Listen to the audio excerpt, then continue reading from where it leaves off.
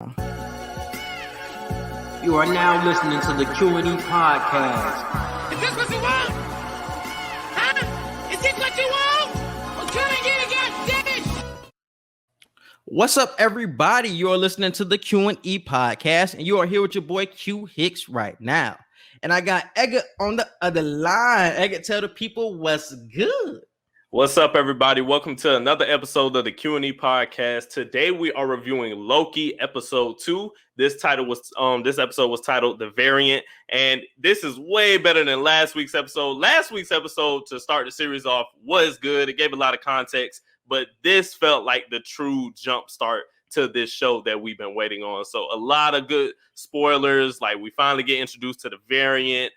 We find out even more information on the timekeepers and whatnot. So it's a lot packed into this episode. This junk was way better than last week. And I feel like the episode 2 could have been the end of episode 1. Instead of giving all of the background with Loki on some stuff like we already knew about him trying to overthrow Thor and like his fears and shit like that, I feel like you could have put this at the end and it would have drew our attention more than what the ending that we eventually seen did. If we would have seen this at the end of episode 1, I would have been like, oh man, Loki really finna be that. But at the end of episode 1, I was still like, I still got to see it. I know it's going to have a lot of impact moving forward, but I still had to see it because like the episode 1 was good. It was the best first episode of everything that we've seen so far with Disney and the Marvel shows of Falcon and the Winter Soldier and WandaVision, but it still left you wanting more. And this episode topped everything off, bro. It gave you the timekeepers, gave you the variant, and we got some theories coming into this episode, bro. So definitely stick with us. Definitely. The biggest plot points from this episode were, 1, the variant is finally introduced. We see at the end of this episode that the hood is taken off and we are revealed who the variant is, but we're still not entirely sure. Could it be Lady Loki? Yes. Could it be Enchantress? Yes. If you're really deep into the Marvel comics, could it be Sylvie? It could be any of those possibilities. So it's still no for sure definite answer on who it is, but I'm definitely leaning towards the Lady Loki Enchantress possibility. I'm definitely rocking out with Lady Loki since we know it's going to be some type of Loki variant and Loki can change his genders because we seen it last week that his genders were fluid. But it could be Enchantress as well because at the end when he had the moment with the variant, he ended up saying that like, oh, you have like the enchantment spell. Like that's such an amateur spell to use. So he used the word enchant. So I'm like, enchantment, that's your thing, like enchantress, like you can see the connection with that little, you know what I'm saying, that little sentence that he used. So I'm like, you really don't know, but I'm gonna rock out with Lady Loki though. Right. So that was the first big plot point. Second big plot point, the multiverse is in shambles. We see at the end of this episode that this Lady Loki, Loki variant character has now reached the first part of their plan and setting off a bomb that messes up the entire sacred timeline and just sends a whole bunch of different multiverse fragments throughout the multiple universes now. So that was just crazy to see. And it's really building up to everything that we're going to see moving forward with these Marvel movies. And then big point number 3 was Loki raises logical questions about the timekeepers and the methods of the timekeepers. He's asking Mobius throughout this episode, like, look, what do you all believe in? Like, are the timekeepers basically your gods? If not, who's really in charge? Do you all have any free will? What's the point of living life if you have no free will and everything is predetermined, your past, present, and future? So there were so many things that they talked about this episode that can be related to today. Yeah, and I loved how it connected with like Christianity and with God at the same time, because we can say those same things because everybody knows that God is all knowing. So is the things that we do in life today, is that already known? Is that predetermined? Or are we going on our free will and really choosing our path as we go? We really don't know. So those questions that he was asking Mobius can be asked about us and the Christianity and our beliefs as well. So it's funny how like every belief can be questioned. It's just, what do you really believe? Do you really believe in that religion or in that belief system? It all depends on the person. But I'm glad they brought that up, bro. And I'm glad that connected with everybody. Or hopefully it connected with everybody. Same. What predictions or expectations did you have coming into this episode? Coming into this episode, I think I just predicted. I thought we weren't going to jump right to the Loki variant, the chaotic one that we seen in episode 1. I thought we were going to like really work up to see her, but I'm glad that we ended up getting her now and it's like getting like the gist of what she wants, or kind of, you know what I'm saying, getting the gist of what she wants. I thought we were going to get like another version of Loki in these episodes and then build up to it, but we ended up didn't getting that. So. Yeah, I predicted that we'll see Wanda in this show at some point, but that wasn't necessarily for this episode. Only thing that I really did predict for this episode specifically is that we will find out who the variant was, whether it would be us actually seeing Loki confront this person or us just seeing the hood revealed. I felt like we were going to find out who the variant was. So that prediction did come true for this episode. But we start the episode off in 1985 in Wisconsin at a Renaissance fair where the TVA authorities arrive and variant Loki lures them into a trap, kills all of them except one, and takes one as a hostage while taking their equipment. So in this first scene of the episode, we're basically picking up right where we left off with figuring out that this is the variant Loki and this is what this person is doing to mess up the timeline. So how did you feel about the first scene? Man, I really felt like it was something big picture going on, because even throughout the episode, or actually going back to last episode, I felt like Renslayer has something to do with Kang. And I'm starting to have a feeling that Kang has something to do with Lady Loki, and everybody is in cahoots at this point, because I think Lady Loki is getting info from the TVA, which is Renslayer, and is telling them about the missions and things that are going on inside of that operation. So outside, when they ended up capturing the woman in the first scene, we see that she ends up taking the hostage and ends up taking her to wherever the apocalypse was in the 2050s. I think that was a whole plot made up by Renslayer, the judge that we see in episode 1, and the lady that we continue to see throughout this episode, because they're all in cahoots, and that she didn't want Loki to end up catching up with Renslayer. That's something that you always caught up with when Mobius and her always had conversations. She's like, oh, I don't trust Loki, this, that, the third, because she knows that Loki knows how this variant thinks. Because she doesn't want Loki out there in the real world, because now you can catch up to my plan. You can foil my plans and shit. So why would she want that? So I think it's a whole thing going on with her, Kang, and the TVA. Because we get in the scene later in the episode, we get that in the moment with Loki and Lady Loki, they end up saying that Loki wants to overthrow the TVA and be bigger than the TVA, and he wants to be in cahoots with Lady Loki. And she says, no, I have something bigger going on. But what's bigger than the timekeepers and overthrowing the TVA? We already seen the TVA and how big it is. How can you be bigger than that?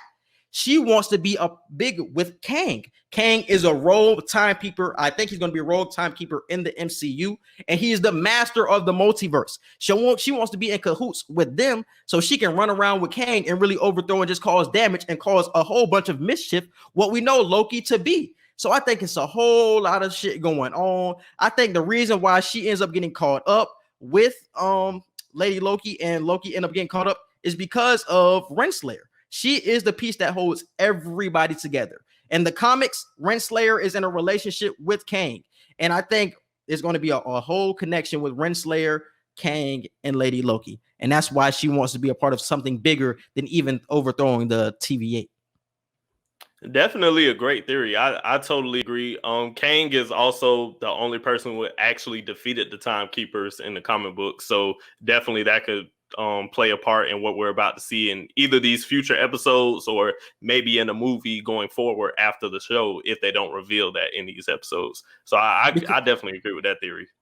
Because we got in a later scene that nobody has talked to the timekeepers other than Renslayer. So how do we not know that the timekeepers are already defeated by Kang, and that she's just getting info from Kang, and Kang is the one that is analyzing and watching over and is the audience of everything that is going on right now? It's Kang that she's getting info from. She says she's getting info from somebody. It's Kang that's telling her to do this, that, and the third, and Renslayer is telling Lady Loki.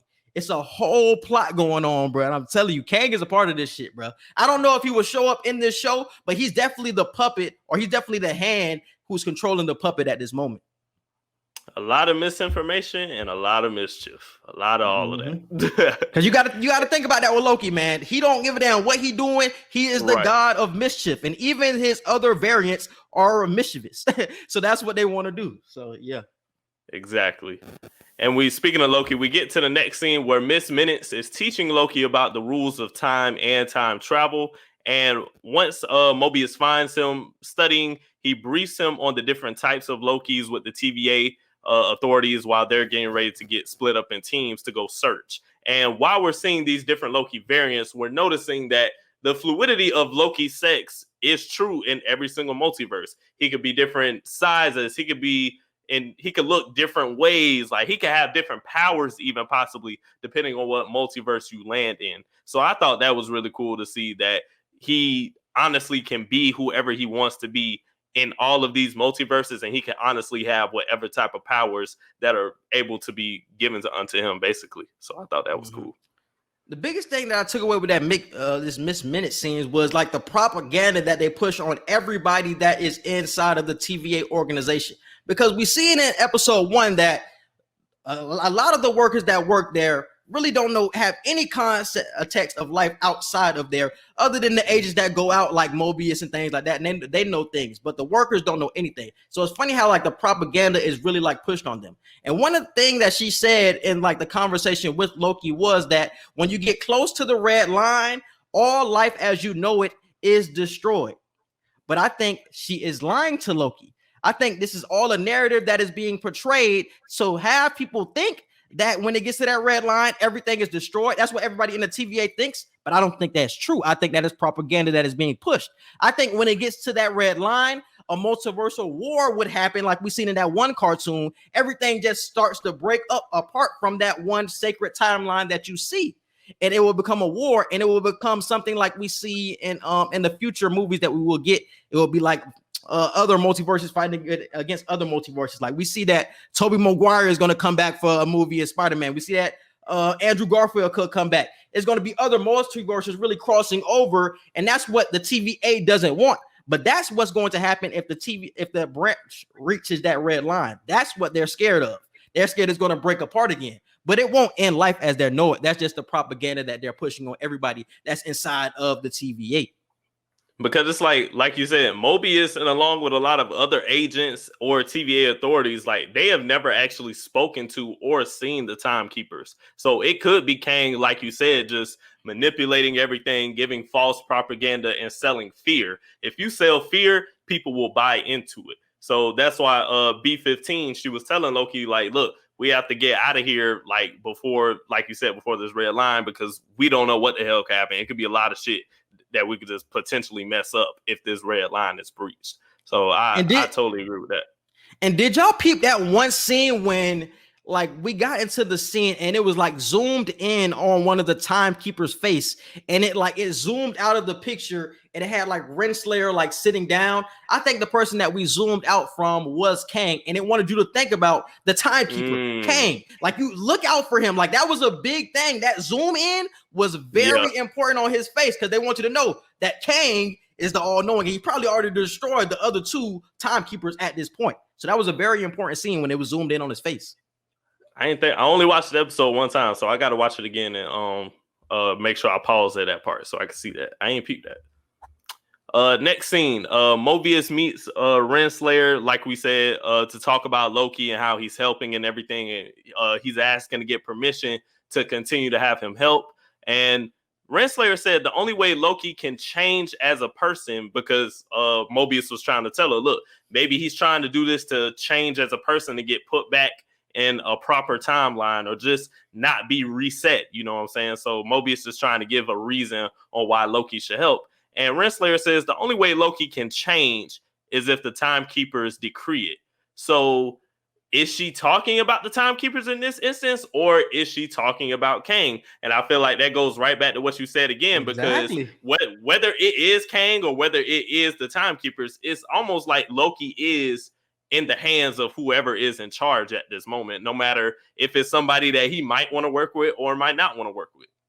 Exactly, bro. That's what I'm saying. Like, nobody knows what's going on other than Renslayer, who we know in the comics has a connection with Kang. So it's like Mobius doesn't know, and Mobius is the agent that goes everywhere. That's kind of fishy, my nigga. You have to look at that. So I'm like, nah, she got something deeper going on. And Mobius could want, not Mobius, but Kang could maybe want Loki on his side as well because of his mind and the way he thinks and shit like that. That's probably why he got Lady Loki for working for him right now, because of his mind. And like, she's so thoughtful in what she does. And they even said it in this episode. She's even more superior than Loki.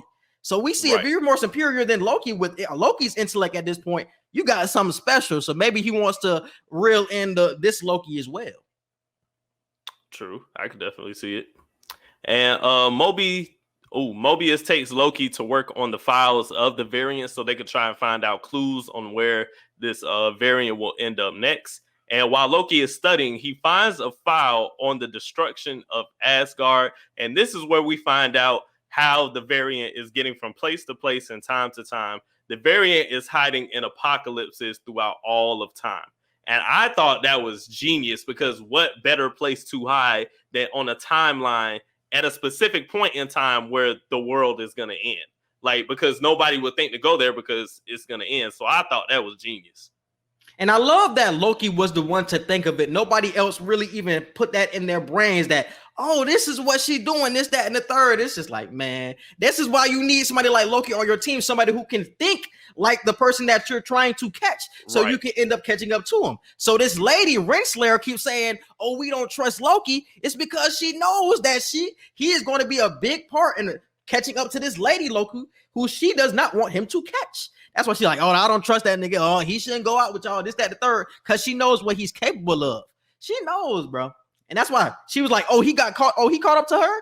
Oh, she knows about the apocalypses. Oh, shit. No, he can't go out there, because she had said that before they went out to the apocalypse. She was like, I don't trust him. I don't think you should go out there. But she was like, nah, Mobius, I trust you. So he ended up leaving. But she had put her head down and she had shook her head. And I think that's when she ended up calling or contacting Lady Loki and was like, hey, they coming, like, you should get ready. And that's why when we see Lady Loki, she's in like the monitor room, like the camera system room, and she's seeing everything that's going on, because she already told her. Because she already knows what the fuck is going on. So she was waiting for them to come in by the time they were even there, because she knew what was going on. Because how else she would know that? Would she know that? She wouldn't. That's what I'm saying. How else would she know that if nobody is in cahoots? Renslayer the only person to talk to. I can't see nobody else doing it right now. Literally, no one else in the TVA knows anything for the most part.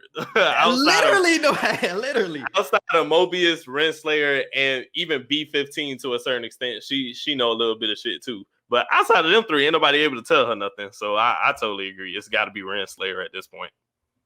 And right after that scene, we see in 79 AD. One more thing before we go back to the next scene. And that one scene, just another fact to add on with the Kang theory that I have. Renslayer, when she was talking to Mobius, this was the scene before he ended up finding out about the apocalypse. But they were talking about like favorite analysts. And Mobius had asked her, like, how you got that globe right there? You always keep stuff from my missions, but that's not my globe. She was like, yeah, I have another analyst that gets me stuff. What's the other analyst? It was a pen too. And a pen.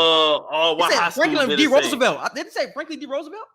It said something high school or something like that. Yeah, I think it said Franklin D. Roosevelt High School or something like that. So I'm like, who's giving her these items? Is it Lady Loki who's giving her this stuff? Is it Kang? It has to be somebody along those lines that is doing time travel other than the TVA agents, because who else is giving her stuff if it's not Mobius? So you are, like you said, she's supposed to be the one that plays by the rules. She's supposed to be the one that keeps everything in order. And you're the one who has people doing either special op missions, or you're doing special op missions on your own, and you're finding a way to keep it clean under the slate in the sacred timeline. So I agree. I'm telling y'all, bro, y'all gonna believe that she's a part of this shit by the end of this episode. Y'all gonna believe this shit. Definitely. So we see in 79 AD in Italy, Loki and Mobius are testing the theory that Loki came up with of the variant hiding in the apocalypses without disturbing the sacred timeline. And it comes to be that he's correct. And that is the way the variant is hiding. So we go to the next scene now after figuring this out. And Loki picks Mobius's mind. And this is where, like we said before, he's questioning Mobius. Is there a such thing as free will? And he comes with this quote: no one bad is truly bad, and no one good is truly good. So basically he's saying, look, it doesn't matter what's destined for me, blah, blah, blah. It doesn't matter what person I've been through my entire life. That's not always the person that I am. And I think that goes to show from episode 1 that Mobius was trying to tell Loki, look, you're destined for this. Like, all you've been is this, this, and this, and that's how you're going to be the whole time. And Loki is like, look, throughout all of the thousands of years I live, no one bad is all the way bad, and no one good is all the way good. Yeah, bro, definitely. And it's really just building on to the anti-hero theme that we already know. Nobody is bad is all the way bad. Nobody good is all the way good. Everybody is somewhere in the middle. Real anti-hero shit, which Loki will be moving forward with the TVA or whoever he ends up working for in the future. Because that's something else I want to know. I don't even know if Loki's going to make it past this. Because what timeline are we on right now? Are we going to be in a multiverse by the... Bro, because look, because this is what I was thinking about. I think I wrote it down. But I was like, how is it going to end?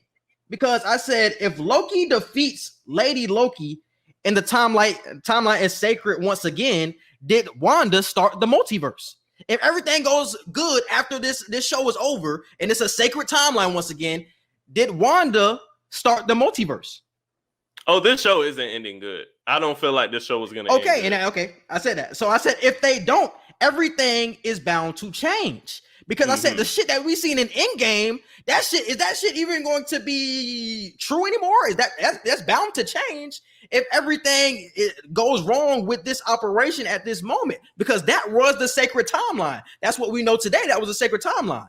So everything with that scene with Endgame, is it going to change? Like, what's going to happen? You know what I'm saying? If it goes bad. That's what I'm saying. Like, it's a lot of ways that it could be going right now. It's because if it ends good and y'all catch them, then it's like, okay, now it's a sacred timeline. But now it's like, okay, then Wanda was the one who started the multiverse, because we see that Wanda did start a NEXUS event, because we got that one commercial that was saying something about NEXUS and going to see a doctor. So what she did was a NEXUS event. So did everything end up going good, and then it stopped with Wanda? And then Wanda was the one to start the whole shit? That could be a good theory. That could definitely be a good theory. Because like I said last week, she's going to find her kids. And at any cost, she's going to do what she has to do to find her kids. And by going to different timelines, like you said, she could probably kill somebody or hurt somebody that can completely fuck up the entire sacred timeline. So I totally agree. Because listen to this. So when was WandaVision set? It was set 2 weeks after Endgame was finished. So if everything after this show is sacred, so I'm pretty sure this show is going to end sacred, because it would have to start with WandaVision. Would have to be that NEXUS event that breaks everything up, because that's what started Multiverse of Madness. But I think 2 weeks after Endgame, we get WandaVision show. So we got everything that we got with WandaVision. She starts a NEXUS event. Now we got branch timelines. Spider-Man 2 did not come out until after that timeline and that timeline period in that MCU timeline. The movie Spider-Man 2 came out after or before WandaVision, but it's set backwards. Because 2 weeks after Endgame, you got WandaVision. And Spider-Man Far From Home, it wasn't 2 weeks after WandaVision. It wasn't. It was a little minute after Tony Stark. It was a couple months. It was a couple of months. Yeah, school started back and everything. So yeah, ooh. So did everything end up branching out by the time that we get to Spider-Man 2? I don't think everything branched out to that red line. I think it started, but nothing branched out. So now we get Spider-Man 2. We see everything that happened in Spider-Man 2. Now we get Spider-Man 3, and we know that it's going to be something related to multiverse. So I think that's when we're going to start the whole multiverse shit, because that's when that NEXUS event that Wanda started is going to hit that red line. That's when we get the whole branch timelines, and that's how you got all of these villains and all of these other Spider-Mans coming into one universe, because Wanda ended up starting this shit. Because we talked about it last week. The title is No Way Home. So we all have to remember how important this title is going to be. No Way Home. I don't even know which Spider-Man they're going to stick with with Tom, the new Spider-Man, obviously. So I don't know if he's going to get lost in a multiverse by the end of this third Spider-Man movie, even though we're going to get two other Spider-Man in this most likely. Are one of them going to get lost in a multiverse by the end of the movie? Is that why it's called No Way Home? Because it's just a multiverse of madness? Because 2-3 months after that, about 2 months after that, we're getting Doctor Strange. Yeah, because I think it's about the villains not having a way to go home. I think I read that somewhere, actually, that the villains are not going to have a way back home, and that's why it's called No Way Home.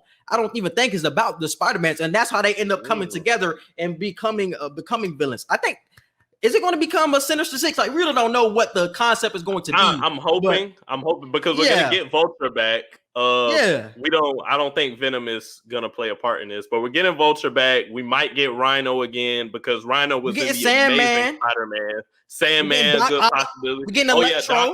Electro. That's about six. We can definitely get a Sinister Six because it's gonna be 3 Spider-Man, so 2 villains per Spider-Man. That's perfect. So I think that's how the villains end up finding themselves in the same universe, and they end up coming together to end up trying to defeat the Spider-Mans and shit like that. But I think it all started because of Wanda's Nexus event, and that's how you're going to roll into. Also, we're going to roll into Multiverse of Madness because Doctor Strange is going to be in Spider-Man 3 as well because he's going to lead and help guide Tom Holland throughout the multiverse because he knows nothing about it, even though Doctor Strange does. And then that's when we're going to get into Multiverse of Madness where we see Wanda, we see Mordo, we see Doctor Strange, and that's when we get the whole madness because like you said, Wanda gonna try to find her kids, she might be trying to kill niggas, this, that, the third, so she gonna be going crazy, but I think she is going to be the one that started the Nexus event again. So I think by the end of this series, we're going to be all good on a sacred timeline, so everything that we know up to this point will become sacred once again, so everything will be good. But after that Endgame event, that's when shit went wild with Wanda. Because I remember you said that last week. You said something like, what we said in WandaVision isn't true. That she didn't start the multiverse. Yeah, she didn't start it with that hex that Agatha put. That didn't start a Nexus event. But I think she did. I don't know. I think there has been 2 Nexus events. I think Loki started a Nexus event, and I think Wanda started a Nexus event as well. And that's why we got the commercial that said Nexus on it with that doctor in the commercial. I think it has been 2 Nexus events, and I think this is 2012 in the time we're in right now. But she ended it though. She ended it, so it probably didn't affect the sacred timeline because even if but nobody pruned it. You have to prune it to knock off the branch timelines. Nobody pruned it, so it still happened. Because Loki, this shit how can Loki end it? Because how can you end it? Even though the hex is gone, it still happened. Because even though Loki ended up going and doing what he did with the Tesseract or whatever, it still happened. So he still had to go on towards the TVA. It still was a Nexus event. And I think it's the same thing with Wanda. Even though she shut it down, it wasn't supposed to happen. She forced that. That wasn't a part of the pure timeline. That wasn't what she was supposed to do. She the one who forced it. She the Scarlet Witch. So that was a Nexus event. And I think that's what's going to start this whole multiverse. So we were right. We were right in WandaVision that she started it. That Loki started the first one, but she started the second one that we're going to see. Crazy, bro. All this shit is gonna intertwine so crazy. I definitely gotta like start before the holiday season come and we get all this multiverse shit for real. I gotta read into all this shit again, like up my knowledge. That way when I'm sitting in the theater, I ain't just lost. And also another thing about that scene you said with Mobius, just something quick was they said that the order was the only goal for the TVA. I was like, what? Like y'all doing all of this shit, trying to keep everything straight in the timeline, and you said by the end of it, your only goal is for order? I'm like, my nigga, what? Like, I'm with damn Loki at that point. Like, that's pretty boring. Like, you doing all this work just boring. To have like what? Like, that's the goal out of all of this shit. It didn't make sense, bro. Even though that's his belief, it was just like, come on, bro. It has to be something else at the end of the and that's why Loki was asking them. It's like, I mean, it's not like no one just beg. Most people don't just beg for chaos, but you mean to tell me this is like the first time something bad has like happened here? Like there's not a good and evil for the most part. It's just a constant order of things. Like, you know, everything. That's boring as hell. Like there has to be some chaos. And shout out to, we can always reference The Dark Knight. I feel like there's so many movies and shows you can reference The Dark Knight with. And that's what the Joker was basically saying. Like everything has order until you give a situation where it's out of the norm, quote unquote. And I feel like this is a situation that Loki is talking about where it's like, I feel like y'all are making it more than what it is. Like chaos is normal in my mind from where I'm from. Like bad shit happens on a regular basis. Like good and evil balances out. Here at the TVA, it's like there is no good and evil. Everything is just whatever the fuck it is, and you just gotta accept it. So I feel like the Joker's method and ideology on that just definitely coincides with what's going on now. And the good and bad, not everybody that's bad is bad, not everybody is good is good. we seen that in, I think, Age of Ultron, when they went to Hawkeye's house and Cap and Tony were talking outside, and Cap was basically asking them, like, why do you have such a hard time trusting people and everybody? And Tony is like, I don't trust anybody without a dark side. That's not normal. Like, everybody has a part in them that's not all the way good. So Loki was definitely telling the truth with that. And also going back to like the earlier scene when we get Loki and the TVA agents, they end up going up and going to the scene where we see where Lady Loki was, and they seen all of the dead agents. And we seen that Loki ended up like stalling the rest of the agents. He was stalling Mobius. So why was he trying to help the other Lady Loki? Like, he knew what he was doing. He knew he was a master of stalling. So why was he doing that? Why was he trying to help Lady Loki at that point? Why? Because he told Mobius he was basically trying to find a way to get to the timekeepers, and that was just like his last time really trying to like trick them for real. And that's why Mobius said, he's lying, let's just go back. And that's why Loki didn't even have a rebuttal to that, because I think that was probably his last time truly just trying to trick them and just get whatever he wanted. I feel like there could have been a deeper meaning, but that's why I just took it for face value. I feel like he had a thought process in the back of his mind of he wanted to help Lady Loki or be in cahoots with Lady Loki at the end of the day. That's why he was stalling them and saying that she was outside, because he wanted to stall. Something must have been happening that he had a feel for. So he was like, don't go outside. Y'all got to stay in here. I feel like it was something deeper that he wanted to work with Lady Loki. So I'm going to stall y'all out because she might be doing something around the area and I don't want y'all to find some shit. You know what I'm saying? Because he ends up looking around before they leave. He ends up looking around like damn, and he ends up looking confused and he ends up walking off. And I'm like, he was doing something right there, bro. I don't know clearly what it was, but he was doing something in that scene other than just stalling. Like, he had a deeper meaning to that. Probably. I took it for face value, but you definitely could be right. It's Loki. We never know. We get to the next scene, though. We're basically in like the final moments of the show, of the episode, I should say. The TVA authorities, Mobius and Loki, arrive at the Alabama warehouse in 2050, where this next apocalypse is just mere minutes away from happening. And the variant is watching and sets a timer, like we said before. And Loki finally meets himself. But this is before we see the big reveal at the end, because of the enchantment spell that this Loki variant is using to talk through other people. And Loki admits that he's going to try to overthrow the timekeepers and offers a job to this variant Loki. And throughout all this, we get action scenes of them fighting each other, trying to pick each other's brains on why they're doing what they're doing. And the variant Loki finally lets the timer go off, and we see the sacred timeline is bombed and everything is in shambles at this point. And this is where we get the big reveal that the variant is Enchantress / Lady Loki. And she leaves through a time door as Mobius and the TVA authorities finally catch up to them.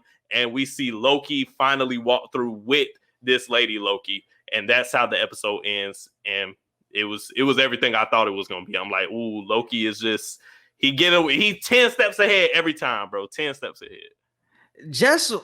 I think Lady Loki is 10 steps ahead, because what she stalled him.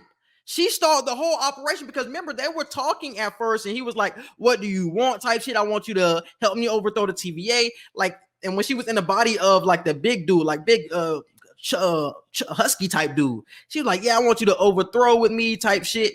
And he just kept stalling. They ended up fighting and all of that shit. But the whole time, she just wanted the time to just keep going so she can end up leaving and have all of these branch timelines go at the same time. So we see that the regular Loki, our Loki, is stalling in the Master of Stalling in episode 1.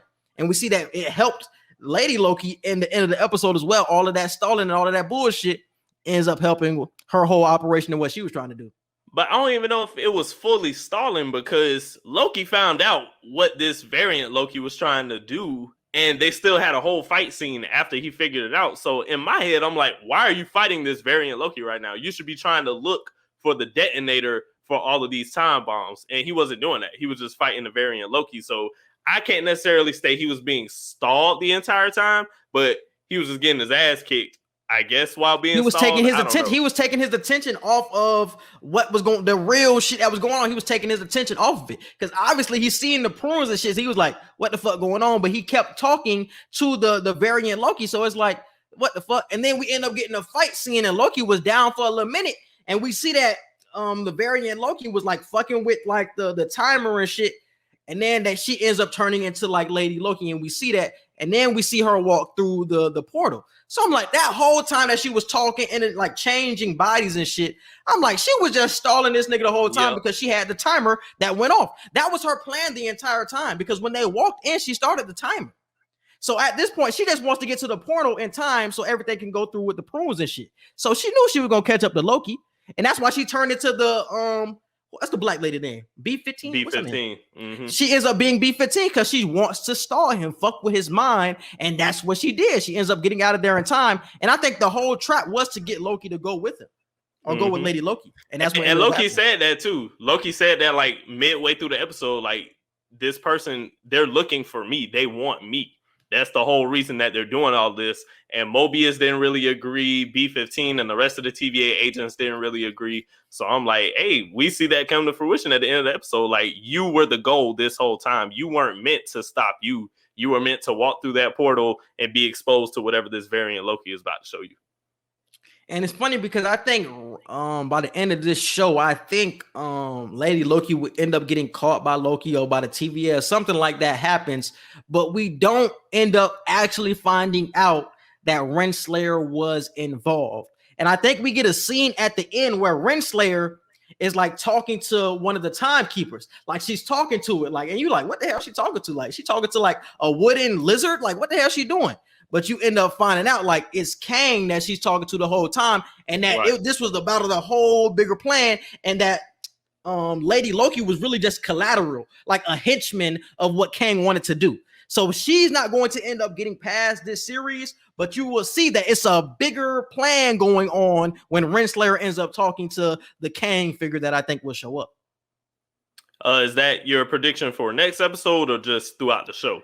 Oh no, that's the end of the show. That's the end of the show. But I think it's still going to be. I think this is when we start to get branch timelines. This is when we see different Lokis. So I think President Loki will show up next episode, where Loki was wearing like the crown with the horns. And he had the sticker on. He had the sticker on with the president shit. So that's what I think he would run into him, and we have that. And also we will see the battle of the Avengers Loki, him actually winning in that timeline. We will see that Loki in the future episodes as well. So I think that's where we're coming up now. Those type of episodes. And that type shit. And I don't know what's going to happen with like the actual, like him going through the portal. I don't know what's going to happen with that though. I feel specifically for next episode, I'm going to predict. I totally agree. I feel like next episode we will see different types of Lokis and different timelines. We'll definitely get a bunch of monologues from the variant Loki, get a deeper dive into if this is Enchantress or Lady Loki. So that question will be answered as well. And what else? There's another thing I feel like we'll get with next episode. Damn, she could honestly tell Loki what the hell is going on. What if Lady Loki told the regular Loki, if they're trying to find each other and find themselves, she tells them what the big plan is and who she's working for, because she's working for somebody. She has to. So I was like, oh, okay, I'm working for this person. Like, and maybe she doesn't say his name, but she'd be like, I'm actually working for the TVA as well, but you just don't know who I'm working for. Like, it's some big undercover shit you don't even know about. And Loki like, and that's when we get to the actual end scene. We see Renslayer talking to Kang, and it's like, oh, that's who she's talking about. And Loki will end up finding out that, oh, like it's Renslayer that's been fucking around this whole time. And I think everything will click. Like I said, that's all by the end. Maybe in a couple episodes. Like, I don't know. Yeah, the two biggest predictions for episode 3 for me, we are definitely going to see multiple Lokis and different multiverses, and we're going to get a deeper dive into who this variant Loki is now that we've seen the face. Those are my two big predictions for episode 3. And I also want to say this about the Eternals. We've been questioning what time the Eternals are placed in, because we see in the preview that they bring up the Avengers. Like, now that the Avengers are gone, like, who's next? I feel like that has nothing to do with Endgame. I feel like the Eternals are in whatever timeline that they're in right now, and it might be a timeline where the Avengers probably lost. Like you said, they might show a timeline where Loki actually wins, and in the Eternals movie, it might not be right after Endgame. This could be a situation where we're seeing the Eternals come, because everybody's like, where the hell were you guys this whole time? You know, since the Avengers were doing everything, if you guys got all these powers, what if they're in a timeline where the Avengers just absolutely lost whatever situation they were in, and now they have to step up? Not necessarily it was the end of Endgame and now they're just coming out of nowhere. Like, no, I feel like we're going to get them in the midst of all this multiverse madness now, because they're going to be in a timeline that just doesn't have anybody winning at the moment. But she ended up bringing up like Captain Rogers in the trailer, so they know of like the Avengers. And I think at that point, like they were retiring, because she ended up saying who's going to step up with Captain America going, and old boy ended up saying like me, and they end up laughing and shit. So I'm like, yeah, like she said gone though. She said gone. She didn't necessarily say retired. She just said gone. That gone can mean anything. With Marvel, he is gone in the timeline. He is, but it's like it could be in a different way, is what I'm saying. He could be gone dead, like because he got killed. He could be gone from the way we know it with Endgame. When they said now that Captain America's gone, or now that the Avengers are gone, that could mean anything. So I'm taking that with an open opinion on it right now. Don't be surprised, y'all, if the Eternals are not directly after Endgame. This could be in any timeline at this point. True.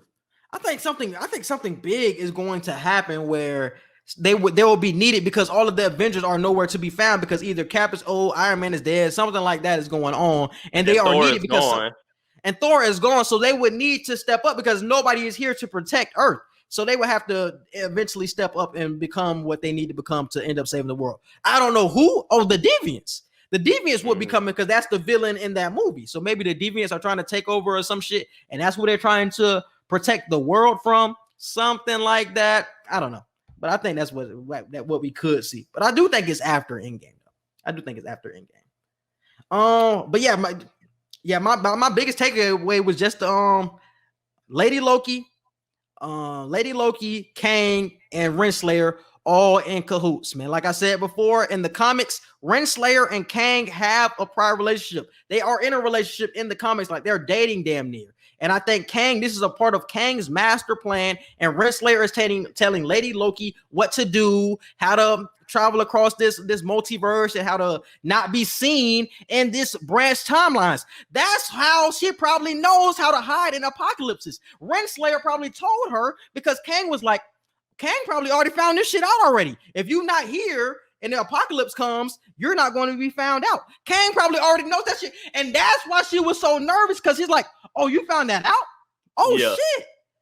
Oh, shit. I thought only me and Kang knew about that. Now you know? That's why she was so nervous about having Loki out there in the field, because it's like, I really can't trust this nigga because he knows too much about what the fuck we got going on. So I really think that they're all in cahoots, man. Like, this episode showed me a lot of really pointing toward Kang and Renslayer really having a connection, and the collateral and the rogue agent for them is Lady Loki moving around. I agree. I can't wait for next episode, y'all. So definitely tune in. Make sure y'all build up theories. If y'all got theories y'all want to share with us, put it in the comments, DM us, whatever. Like we open to all of it right now. It's good to have theories that actually might happen with this show. No slight to WandaVision. A lot of great shit, but it was just y'all built up so much to give us so little. Facts. And the thing with WandaVision, bro, it felt like everybody had a theory on WandaVision. I was just listening to everything on Twitter, but it feels like I haven't seen too many theories on Loki that much. Haven't. Exactly. So I'm like, I can build up my own theories now. So I like the shit I'm actually seeing. That's what I'm going off of. I was just hearing a lot of shit going off what I'm hearing, but I'm actually going off what I'm seeing right now. And I'm seeing a lot of shit point toward Kang and Renslayer being the masters of all of this shit, man. So I love what I'm seeing right now with Loki, bro. But that's it, bro. Yep, that's it. You can hit it with the social media. You can follow us on Twitter at QE Podcast 1. You can follow us on Instagram at QANDE Podcast. You can follow and like our Facebook page. Don't forget to subscribe to our YouTube channel. Click the notification bell so you can see anytime that we drop new episodes. And our email, QANDE Podcast at gmail.com for any business inquiries, questions, or concerns. Yes, and subscribe to all of our podcast platforms. We're on Apple Podcasts, Google Podcasts, Spotify, and iHeartRadio. And subscribe to us wherever you listen to podcasts. We are everywhere, so definitely check us out. Subscribe to the YouTube Q&E Podcast, and subscribe to my YouTube. Just type in Quincy Hicks into the search bar and definitely subscribe. We appreciate you guys for listening, and we out. Peace.